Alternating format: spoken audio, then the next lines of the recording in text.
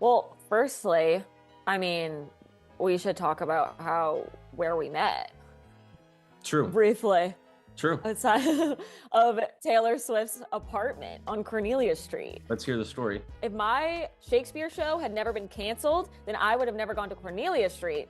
And if you didn't have a Swiftie sister, then she would have never gone to Cornelia Street. And we met at Cornelia Street. And you were like, hey, I don't know if you remember me, but we met briefly at Taylor Very Swift's true. apartment Very last year. true. I was like, yeah, of course. I mean, I feel like I didn't meet anyone else at Taylor Swift's apartment last year. I knew exactly who you were. Well, you met my dad. Actually, you didn't even I meet, did meet you your met my dad. Yes. So thanks to my dad for being so talkative to people, Yes, he was very kind and talkative. It was lovely to meet him. which is not like a shock. That's what my parents just do, honestly. So, Mine as well. We're Italian, so we're like oh, you're Italian. Okay, we probably bonded over that too. 100%. oh, that makes sense. Your name is Joey. So I was Yeah, like okay. Italian. Okay, makes sense. Okay. So that's how we met. And now we're here. That's how we met. So I'm here with Exactly. Jessie Adams. She's a pop artist from Hello. Ontario, Canada. Her new single, Love You Like I Do, is out now. Welcome. Do you want to introduce yourself? and Thank you introduce so that? much. No, that's perfect. You nailed it. You nailed it right on the head. That's exactly it. Yeah. So, how'd you start making music?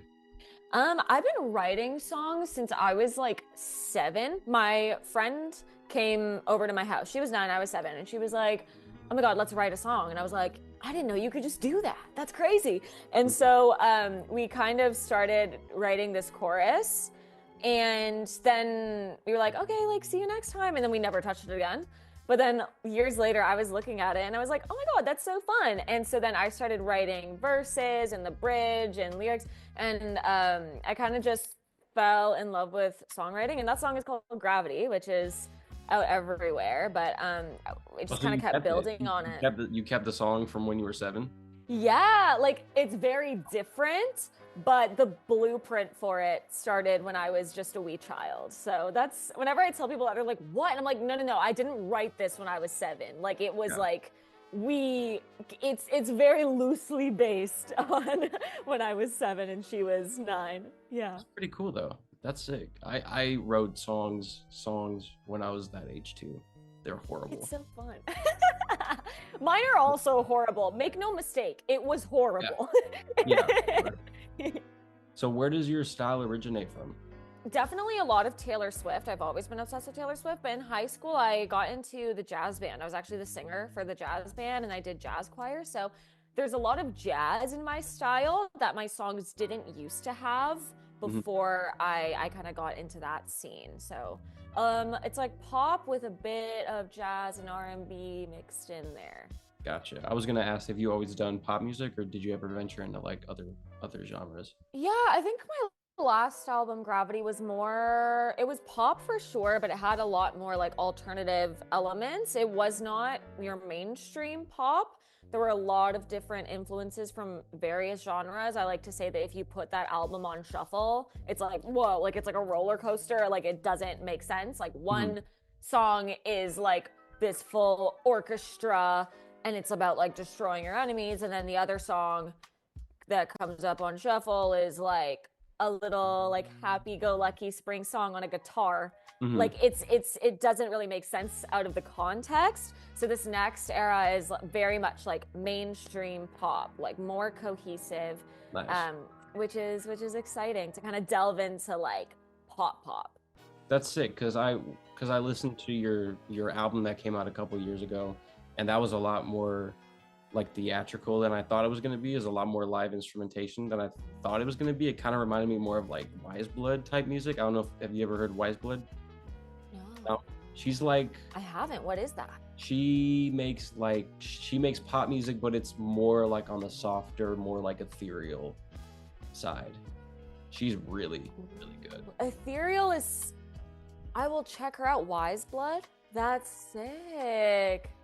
Yeah, so it kind of reminded me Oh of my that. gosh, that's so fun. Yeah, so that album was like that, but then your new song was like you were saying, like a bit more pop. So it was like that the direction you're going in now? Yeah, for sure. I think a lot of my older songs were more, I mean, these new ones they have experimental elements to them, but they were a lot more experimental before because it was just a bunch of songs I had written throughout my life. And Mhm. I was like, I owe it to myself to record these songs before I start doing the more recent ones. But I really have in recent years fallen in love with pop music and the structure of pop music and being able to write like that is something I've never really done before. Like I started with Love You Like I Do. I was like, I'm gonna challenge myself to write a pop song, like a pop radio pop song. And that's what came out and it was like, oh, that was a fun little writing exercise. And then I just kind of became obsessed. That's it. Yeah, there's nothing better than like a really good pop song. I feel like people look down on pop a lot, but like a really good like 3 minute pop song that's like fully fleshed out is like I don't think you can touch it, honestly. That's the best kind. Yes, you're so true for that because people do tend to look down on pop music, but there is such a science to like Yeah. making a song that is a pop hit. I mean, like I think all the time about Espresso by Sabrina Carpenter Mhm. and like where that song went and like it's just so cool to me. And also how pop music interacts with pop culture is so interesting to me as well, and just the imagery and the aesthetics around it. And I love when pop artists bring you into their unique, specific world. How have you felt about like the last like year or two for pop, especially like female pop? I feel like there's so many female pop musicians that have had just like humongous years. How do you feel about that? Yes. Oh my gosh, it's been so inspiring and amazing because you have like Sabrina, Taylor, Olivia, Tate, just so many pop artists who I think there has been a shift that you can like credit to Taylor Swift of these artists being in the songwriting room. I Mhm. think in the past it was very much like, here's a song, would you like to sing this? Yes, sure. And you don't really have that say. And I think when the artist is in the room and able to write with people and be like, this is how I'm feeling, this is that, and the songs are being written specifically like for and with that artist in mind, not just songs being written and then they're being sold. I think it allows for better, more authentic pop music. So it's been so great to see the resurgence of like Yeah. fun pop, like Chapel Roan. It's just been amazing. Yeah, it's sick. It feels like a real like renaissance. Like people are finally having fun with it again. Yeah, it was sad girl summer for so long, and now it's like pop girl summer, and I'm Yeah, so excited. it's really sick. So what Yeah. was it like doing the whole recording process of your album, especially like as the independent artist? How was that? Oh my God, it was amazing because I go to Catherine North Studios, which is right here where I am in Hamilton, Ontario, Canada. And I work with my best friend, Emma Whale, and my other bestie as well. He's kind of like an older brother figure, Hmm. Will Cran. They're absolutely amazing. They're my producers and engineers, and they like mix and master. So it's always just a fun time. We're always giggling a lot. I don't know how we get anything done by the Yeah. amount we're just giggling. No, it's always a really, really, really great process to record with them. I feel like they have this unique ability to like take what is in my head, make it reality, but also like make it better than what I was originally imagining. Yeah, it's important to have collaboration around you. I feel like it makes the product just so much better. Yeah, 100%. I also just don't have any ability at all to for the tech side of it. Like I would not know what to do. I don't even know how to set up a mic. So I do know how to set up a mic, but Yeah. I could not do it without them. They're so amazing. So what instruments do you play on the album? Just piano. Yeah. Okay. Yeah. Sick. How long have you been playing piano? I took piano lessons for 2 years when I was in grade 6 and grade 7. Then I just kind of taught myself chords after that. In jazz band, a lot of the other students would be like, here's how you do chord inversions. And so Hmm. it just was kind of like I learned how to play piano, but then chords was more of a self-taught kind of thing later in high school. But Gotcha. yeah. You said that I mean, you kept one of your songs on the album from like when you were 7. Did all the songs on your album start as big and theatrical as they did, or did they start out like a lot smaller when you first wrote them? Yeah, in my mind, they were always that level of theatrical for sure. They were all up here. And Yeah. so then getting to like be like, this is what I envision and make it real was so rewarding of a process. But yeah, like for instance, I think probably Victory is like the most theatrical, and that goes like crazy with violin and cello, and I was like, we're gonna go all the way. It's so fun. But yeah, and then with this next album, like Love You Like I Do, is very, I mean, it starts off with like a very Lana Del Rey Born to Die, like orchestral element to it, which Mhm. I think I'll always keep running through my music is the orchestra element. I just love a good orchestra. How has Yeah. making your own music changed the way you listen to other people's music and vice versa? I think like because I've always written my own music, I've never had a perspective from not writing music. So I wouldn't know. Because I feel like since I was like such a young kid, I would always be writing. So I've always seen music through the lens of songwriting. I've never like not seen it through Hmm. that lens. So I don't know. Gotcha. Okay. That's a great question though. I was in a band with some friends for a couple years. I had never done anything like that before, like really like genuinely Yeah. writing songs for like the purpose of writing songs. And it just made me personally just appreciate every artist ever, especially like my favorite artist ever, because it's a lot harder than it looks. Like they make it look very, very easy. Mm, You did a little like rollout thing where you sent out postcards to promote your new song, right? yeah. What was the idea Yeah. behind that? How'd you come up with that? So the cover art of Love You Like I Do is a postcard. So I wanted to personally connect with my fans because when I'm on TikTok or Instagram or YouTube, there are certain people who I recognize over and over who are commenting like the same people. And I started writing them down. And I started Mhm. making posts being like, let me know if you're an OG because I'm gonna like put you in this notebook so that I don't know if I ever make it in the future, you guys are able to like be like, I was there and I can like, just kind of create that. And I thought I really wanted to do something special for these people who have been like, I've been listening to your music since your first release, or I've been listening since this song. First, I thought I was going to be sending out postcards like via mail. Then I realized how expensive that was. And I was like, ooh, Yeah. no, no, no, no, no. So instead, but I still wanted to personalize them and handwrite them, which is why I wrote them out. And then I would take the picture, put it into Canva, and send it. And then I sent a little Zoom release party link as well, so that we were able to hang out on Zoom on the release day as well. That's sick. How was that? How did I feel to be able to do that? Oh my God, it was so nerve-wracking, but it was so rewarding. It was great to actually be able to put a face and a name Hmm. to like an account name, and be like, wait, that's you? Like, oh my gosh, you've been saying these things we also connect on a lot of things that I didn't know. Like we were talking about our favorite books. You were talking about The Summer I Turned Pretty, and I was like, I didn't even know that y'all watched and read and listened to this stuff. And here we Uh-huh. are. And it was great because I showed them my next single that's coming up. So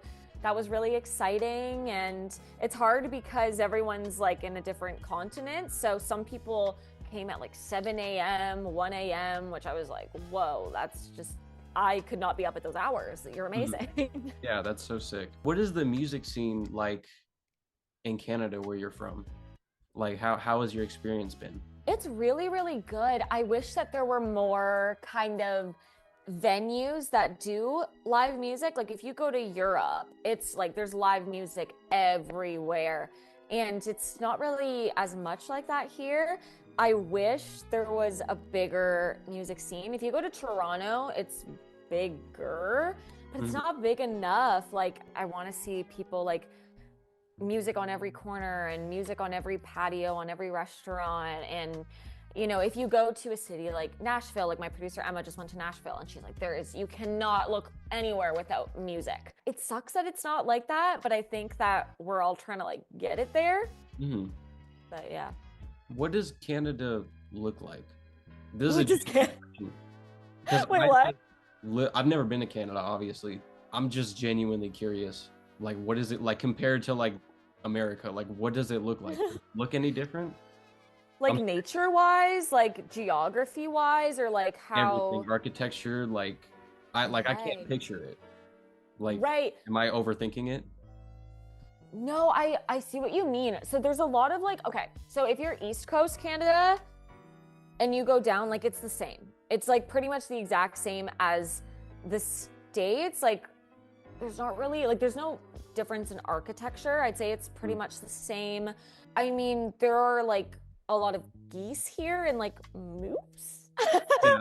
but but it's not crazy. I'd say like if you go over to BC, like it's like the Pacific Northwest. Like they filmed Twilight in BC. So if you've ever seen Twilight, they Yeah. filmed that. A lot of movies actually that say they're filming in New York are actually filming in Toronto. Ooh, have you seen The Boys? That is filmed in Hamilton, where literally I live. Oftentimes they'll film in Canada because it's cheaper, but like they say that they're in like it's taking place in the US, but it's actually Canada. So it's Gotcha. really not that different. If you go up north, then it starts getting into like it's very, very snowy. But yeah. Because I'm just used to the desert in Vegas. Like when we went to New York and we're like driving to the Yeah. airport, I'm like, why it's so green? Like it's so fucking green. It's very green here. That's nice. Yeah, we don't really have a desert in Canada. I will say that is a big difference of like, yeah, in Vegas, you'd be used to the desert. Arizona would be but we don't really have any desert here. You'd have to go further south Hmm. where you are.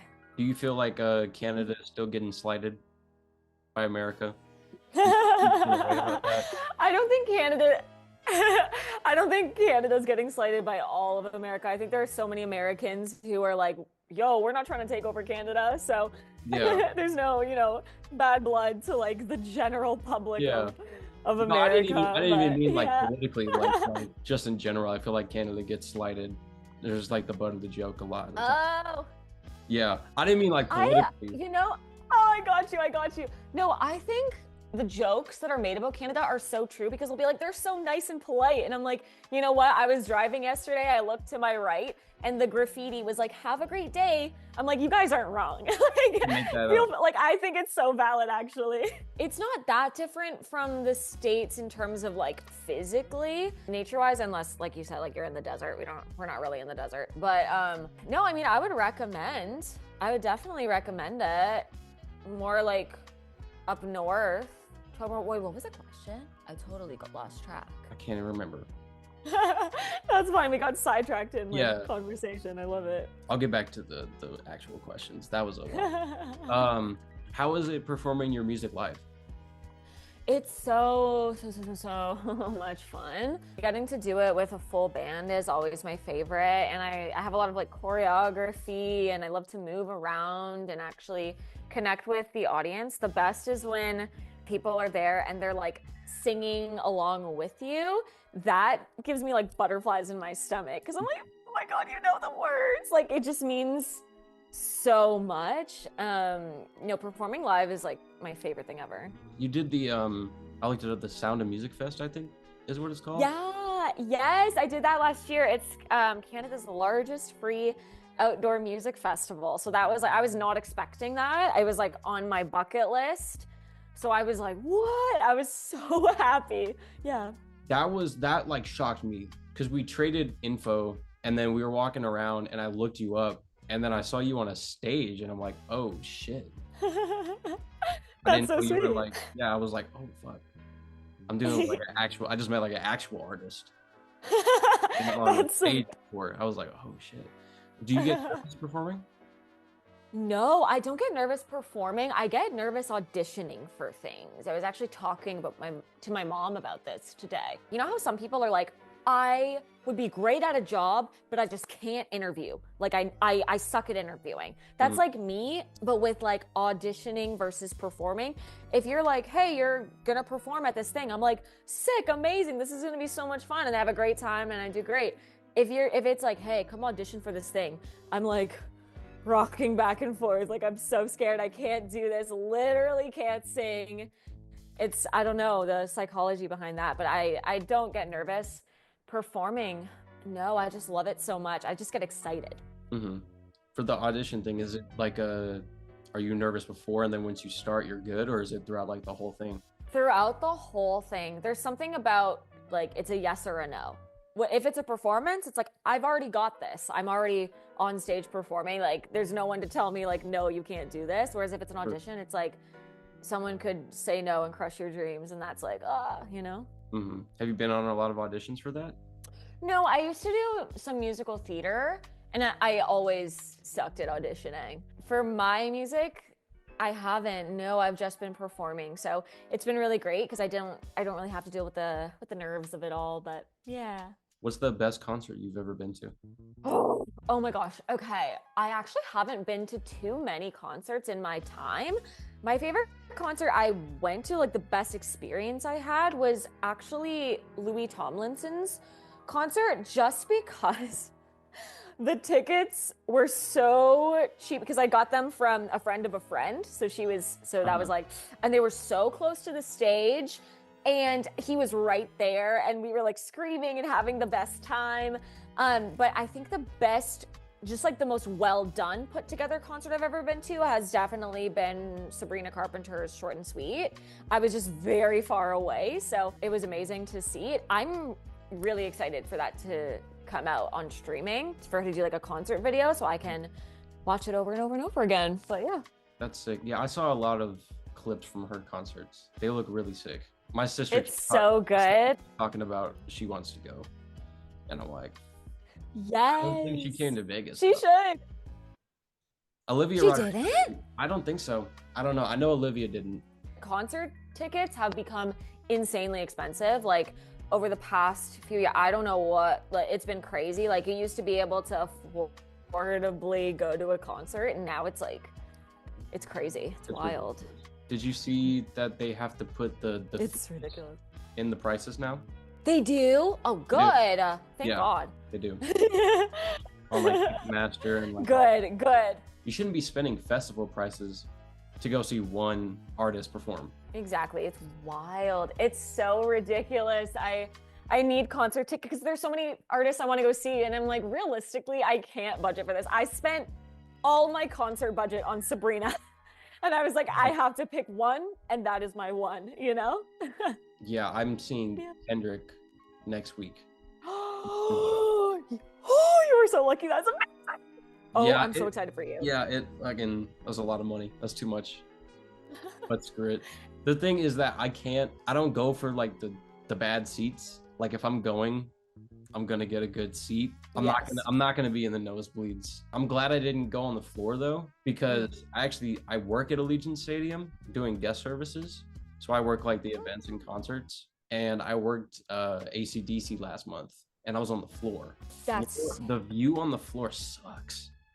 It's really bad. It's really bad. It would suck for me because I'm 5'2", so I've been on like, and it's just like oh, I can't see a thing. But dude, that's so cool. Congratulations. Thank you. That's like amazing. Yeah. No, it was sick. But like, dude, the view, first of all, they give you these like really crappy, like fold up chairs to sit on. No. You can't go in the aisle. I had to like keep people out of the aisle, but people wouldn't listen. So I'm an usher. I'm not a security guard. Yeah, exactly. You're like, this is above my pay grade right now. Absolutely not. Yeah. I'm not about to like wrestle down with someone. Yeah, no, I'm not doing that. But like the stadium is like, it's so big, like terrifyingly big. Yeah. If the stage isn't in the middle, you're screwed. Like there's not a good view. I think with Kendrick's has like stages like go out into the crowd. So it wouldn't be as bad. But like if you're not in like the pit at the front, it's such a bad view. Like I'm so glad I didn't. Not that I could afford it, but I'm so glad I didn't get floor tickets for that show. Good. That's like good thinking as well. To like, floor isn't always the best seat. But I'm so excited for you to see Kendrick. I love Kendrick Lamar so much. Oh my God, the Super Bowl performance. It was amazing. One of the greatest of all time, in my opinion. That was incredible. Yeah. Oh my God. I've seen him a few times. I was gonna stop. I saw him at Life is Beautiful a couple of years ago, all the way up front, and that was really sick. But then I was like, I think I'm done because it's a lot of money. And then he had like the greatest year of his career last year. So I was like, well, how is there going to be a Kendrick Lamar concert in my city and I'm not there? Exactly. Like, it's not gonna happen. Like he's one of the few where I'm like, okay, I'll pay the price. I'll go. Yeah, Super Bowl exactly. party. No, that's so valid. Who's like your dream concert that you would go to? What's my dream concert Yeah. that I would go to? Yeah. Sabrina, which I went to. So accomplished. I'm like, I don't need to go to any other concert ever in my life. I'm good. That's valid. That was like Childish Gambino for me. I was supposed to see Childish Gambino, and then he canceled his tour. No, I wait, have know. you seen Community? Yeah, of course. Oh my God. Okay. No, wait. What was it right now during this? Did I not, when we were talking, I'm either getting this like so mixed up. No, I think I was talking to you. For some reason, I said pop pop and I don't remember why. And then I was going to be like, oh my God. And then I was like, if I mention that and you haven't seen Community, you're like, what are you talking about? So I didn't mention it. Oh yeah. But oh my gosh, that's Yeah, no, I love is Community. sick. I watched Community like during COVID, so I was like already a fan of his music. So it was really weird. I was like, that's Childish Game. Like he made Redbone. Like why is he so goofy?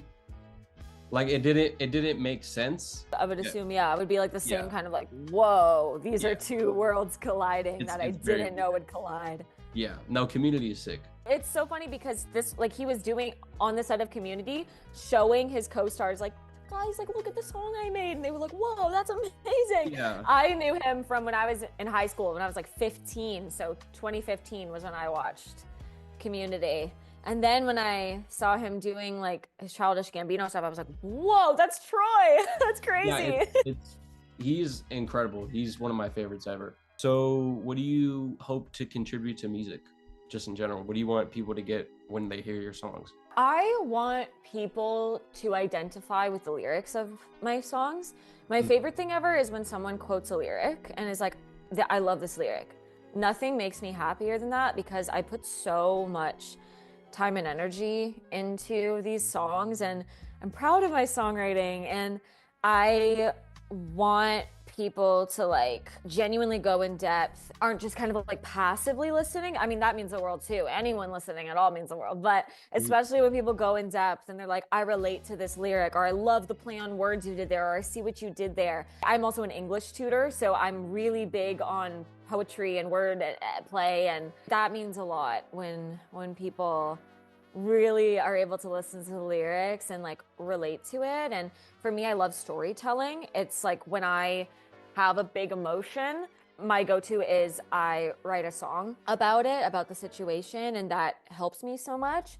So when other people are able to like almost come into my world of the storytelling and be like, I love this story, I relate to this story, that is the biggest thing for me with this new era also. I wanted to have more fun, you know, like we were talking earlier about like the pop girls, like pop is coming back, baby. Like I want to have so much fun and I want to tell stories in a humorous, funny way, no matter like what I'm going through, even if it's like the worst experience ever in real life. I'm always giggling with my friends about it afterwards. And I wanted these songs to feel like, here's the crazy stuff that I went through. Let's giggle about it together. So are you going to try and do anything different with your process for this album? Are you still going to be working with the same people? Are you going to try any new techniques or methods? Or are you just going to stick with it, with what you've been doing? Yeah, I think the only thing that's really changing is like the songs are very different from my old ones and how they're being produced is very different. The marketing, I'm trying to take a more fun approach with it and just really have fun on social media. Just kind of relate to people like on an individual level with like sending out postcards and like having the Zoom meetings. Like we can all just fangirl over our favorite stuff and giggle together and have a good laugh. I kind of feel like in music, I want to be like your big sister kind of vibes where it's like, here's what I've gone through. Let me impart this wisdom and these experiences onto you, because I know my audience is mostly like teenage girls. So I feel like I kind of want to have that like big sister role in music and in my songwriting. But yeah. What's your biggest goal for your career for 2025?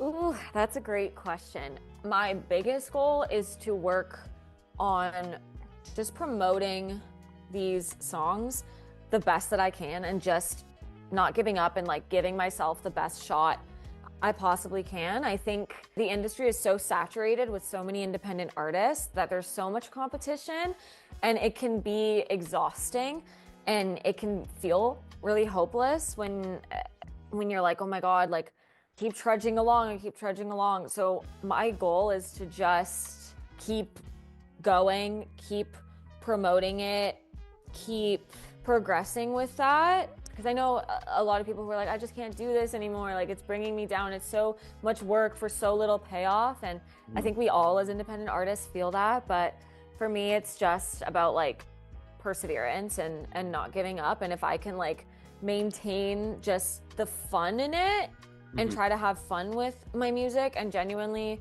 see where it goes, work as hard as I can, that's my biggest goal for this year. Yeah. Do you feel like trying is making a comeback? Do you feel like putting effort into the art of it all is making a comeback recently? Because I feel like it has. Yeah, absolutely. Yes. I think that's kind of what I've switched up with marketing my music as well, is like, instead of feeling embarrassed about like, here's my song, like, I don't know, listen if you want, I'm like, listen to my song. Yeah.